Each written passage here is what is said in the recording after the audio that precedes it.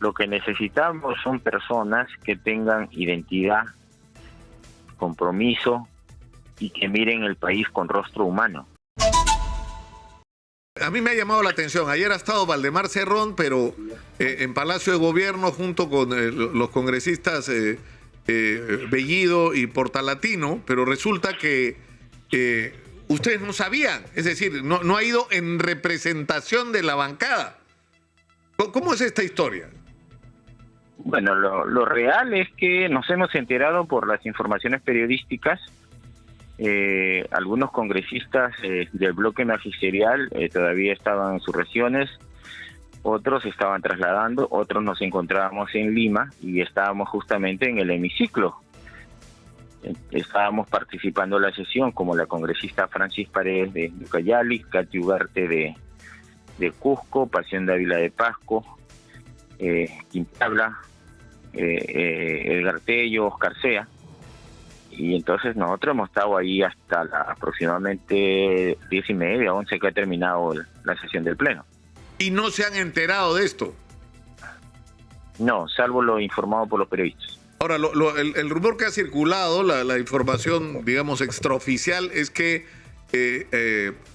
Valdemar Cerrón y sus acompañantes lo que han propuesto es al señor Roger Nájar como presidente del Consejo de Ministros y en el caso de que él no fuera, el propio Valdemar Cerrón.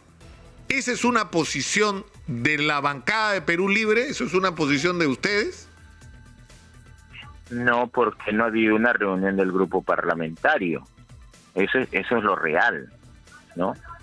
Pero en todo caso, si esa ha sido la propuesta, supongo que el día de hoy deben convocar a una reunión para hacer el informe correspondiente. Y ahí pues el resto de congresistas, muchos de los cuales seguramente se han estado trasladando después de semana de representación congresal, y otros hemos estado todavía en el hemiciclo, supongo que ahí se nos va a informar. ¿Cuál es la posición de ustedes sobre este tema? Es decir, desde diferentes sectores de la política nacional, del mundo empresarial, lo que hay es un reclamo de la necesidad de un cambio en la manera de conducir el gobierno. Y se está reclamando, entre otras cosas, un gabinete de ancha base, es decir, un gabinete que no sea un gabinete, digamos, de izquierda, sino que sea un gabinete que incluya no a representantes de fuerzas políticas, sino que sea políticamente diverso, por llamarlo de alguna manera. ¿Cuál es la postura de ustedes sobre lo que debe ocurrir con el nuevo gabinete? La misma que hemos venido señalando, por lo menos desde el sector magisterial. Lo que necesitamos son personas que tengan identidad, compromiso y que miren el país con rostro humano. Porque aquí el bienestar no tiene color político, no se trata de ser rojo, amarillo, verde. Se trata de tener un solo color y ese color es humano. Porque lo que estamos pasando los seres humanos peruanos no es lo mejor. Y algunas conductas, hay veces de críticas que tienen otra intencionalidad, deberían entenderlo así. Más allá de las personas o los personajes, lo que se necesita es que se hagan las cosas de manera planificada y esté quien esté, siga la línea. Porque de lo contrario va a ser más de lo mismo que se ha vivido en estas últimas décadas, ¿no? Ministro que entra o ministra que entra, le da su toque personal y convierte el ministerio en el patio trasero de su casa. Y así no son las cosas. Ahora, me dicen que Patricia Chirinos, acá lo tengo, acaba de publicar, he decidido presentar una acusación constitucional contra el presidente Castillo por sus permanentes infracciones constitucionales, dice, su incapacidad flagrante y la evidente corrupción de su gobierno. Ahora el Congreso decidirá su destitución a través del juicio político correspondiente. Esto es nuevo. No estamos hablando de vacancia ni de gentil pedido de renuncia. Estamos hablando de una acusación constitucional contra el presidente, que tiene que demostrar que el presidente ha cometido algún tipo de infracción constitucional, pero que puede terminar con su destitución. Yo creo que estos caprichos de personas, lo único que hacen es enturbiar, ¿no? quitar la dirección de lo que tiene que hacer el Congreso, el Parlamento, y que está a expectativas de la población. Ayer ya se ha dicho mociones innecesarias, mociones que muy bien pueden procesarse a nivel de las comisiones si tienen algunas preocupaciones. Pero tal parece que hay algunos que entran a la política para seguir un escenario de vedetismo, ¿no? Hay que ser un poquito más responsables. ¿Qué pasa luego de hacer cosas que luego caen por su propio peso? Ayer ha sido interpelado el ministro de Energía y Minas, ha respondido, se ha ido. ¿Qué viene luego? ¿La censura? ¿Por qué? ¿No respondió bien? Porque lo que le hicieron al profesor Carlos Gallardo Gómez fue el acto más vergonzante que he podido vivenciar yo, donde se ha hecho culto a la mentira y a la falsedad, y que el tiempo, por más que dé la razón, no resarce el daño que se ha hecho a las personas. Pero digamos, vayamos a la situación que tenemos al frente. Es decir, Martín Vizcarra, que yo sé que es un personaje controversial, no deja de tener razón en lo que dice. Estamos en una situación política muy, muy crítica. El presidente ha perdido no solo el respaldo de quienes no votaron por él, que no es nuevo, sino incluso de un sector de gente que votó por él y que se siente decepcionada por los escándalos estos de corrupción dentro del Palacio de Gobierno y por la sensación de falta de una conducción clara, ¿no? Y esto tiene que corregirse de alguna manera, pero alguna propuesta deben tener ustedes de cómo enfrentar esta situación. Es decir, ¿ustedes están de acuerdo con esta constitución de un gabinete de ancha base que incluya la posibilidad incluso de que el presidente del Consejo de Ministros no sea un hombre de izquierda o una mujer de izquierda? Yo reitero, yo no veo las conducciones de las instituciones en función a personas, porque luego se convierten en mitos.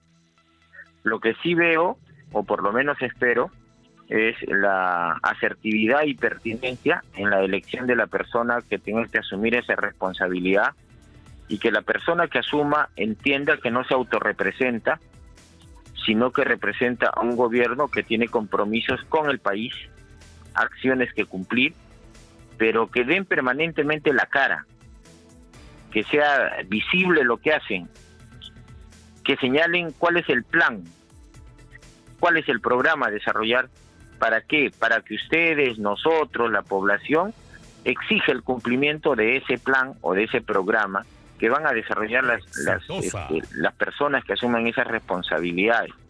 Porque si no, seguimos en lo mismo. De acá a un corto tiempo se va a generar una crisis, un problema, se va a desestabilizar, cambiamos personas, y lo que tendrían que hacer los que se van es rendirnos cuentas de lo que han hecho. Ya, pero por ejemplo, es decir, el día de ayer Mirta Vázquez ha dicho una cosa muy delicada. Ha dicho que el Perú no lo está gobernando Pedro Castillo, sino sus asesores. Y es más, ha sido explícita y ha nombrado a dos de ellos, a Beder Camacho y a Viberto Castillo. Y ha dicho que los están llevando a cometer errores. ¿Usted puede dar fe de que esto es cierto? Porque, por ejemplo, si para el presidente alguno de estos asesores tiene una opinión o tiene orientaciones que al presidente le parecen válidas, ¿por qué no asignarle un cargo de responsabilidad?